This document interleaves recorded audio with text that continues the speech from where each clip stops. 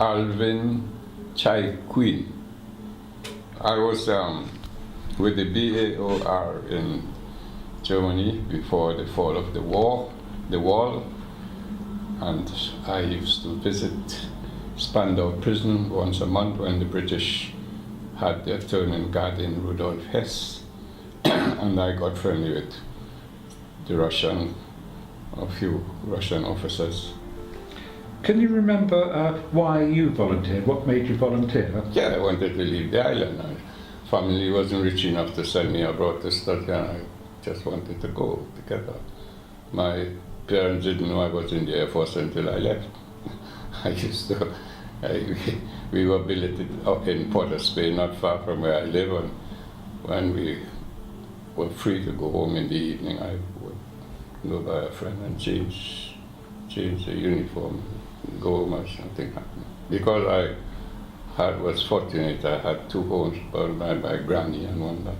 So when my granny didn't see me, I was by my home, and the mom didn't see me, I was by my granny. So it was me.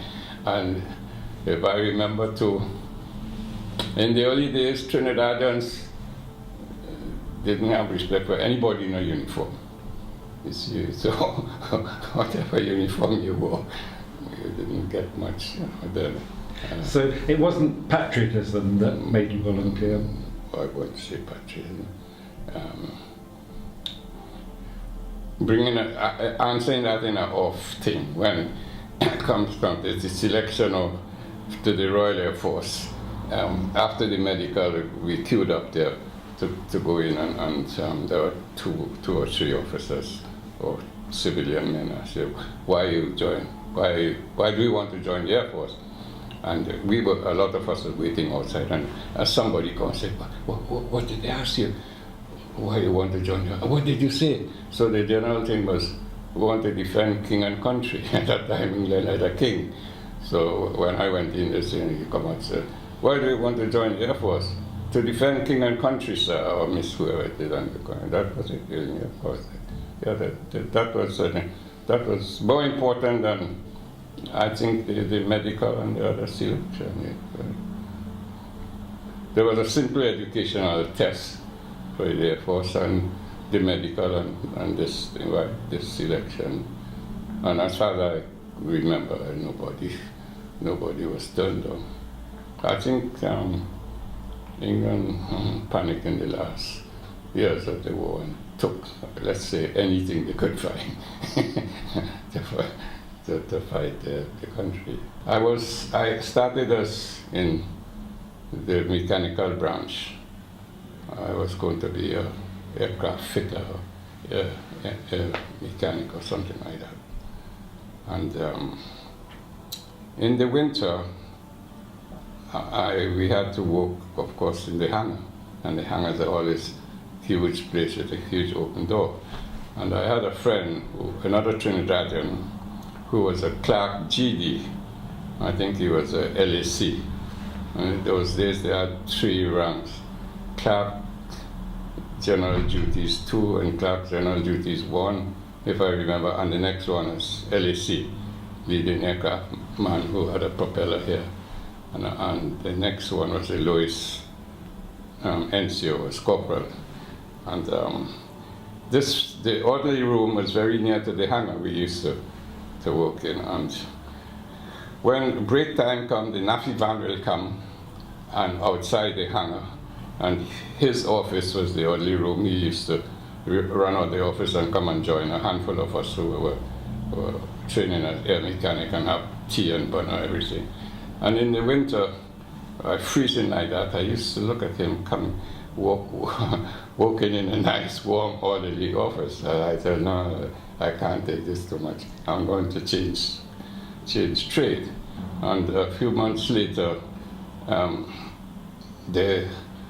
the corporal got, there was an English, well, the corporal in charge was an English airman. He got demobbed, and I took his place, because then I realized that promotion at the time when that the squadron wasn't due to capability or knowledge, due to establishment, is established so-and-so NCO, so-and-so sergeant, so-and-so. And it couldn't go above that. It don't matter how good you were. So you got promotion if the vacancy was there. And I think it was a lot of luck. I happened to change trade at the right time. So I became a corporal. That's it. Would you say that promotion was based upon class or colour? No, nothing to do with class or colour. Nothing to do. Class and colour in the RAF, I didn't experience much of it. What I realized very late how ignorant the average or even above average Englishman was as far as West Indies were concerned. And we took a lot of advantage of that. They knew nothing of us. They knew nothing of us at all.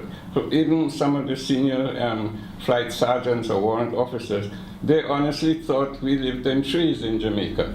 And when we realized that they did, we kept it going. Said, yes, we live on a tall tree. And we will invite you for dinner, and if you come, when you're coming up the tree, we'll cut the ladder, and if you don't fall and break your foot, you're accepted. And it's unbelievable nonsense like that we used to get away with. I was stationed all over England except Wales, from the bottom of Cornwall to Scotland, but everywhere except Wales. And so were you a clerk? Yes. I ended up as a clerk, and in one or two cases, I was the senior NCO in a orderly room, where North Holt was being closing down. I was one of the last in the orderly room in North Holt. I met Flight Lieutenant Cross twice personally, and saw him a few times afterwards. He ended up as a squadron leader, and this is what I've heard, that he, I think I read it too, he bombed Germany 80-something times, 84 or 85 times. He left DSO, DFC, and bar. I think I heard the bar he got for the DFC. If you get something twice, you get a bar. So the Distinguished Service Order, I don't know exactly why he got that. And that, I think that is a little bit above the DFC, the Distinguished Flying Cross. I was told this, I heard this bar he got, he landed a bomber when the rest of the crew, I think a crew of 8, 5 of them were shot up. The pilot was dead, the co-pilot, I think, was dead, the gunners was, and he was the navigator air bomber. He Cross wore a half wing. And I understand too that Cross, in the early days of the war, the Royal Air Force were not recruiting anybody from Trinidad or particularly West Indies, and he was one of a few who went to Canada to join the Royal Air Force, and that's where he joined the Royal Air Force.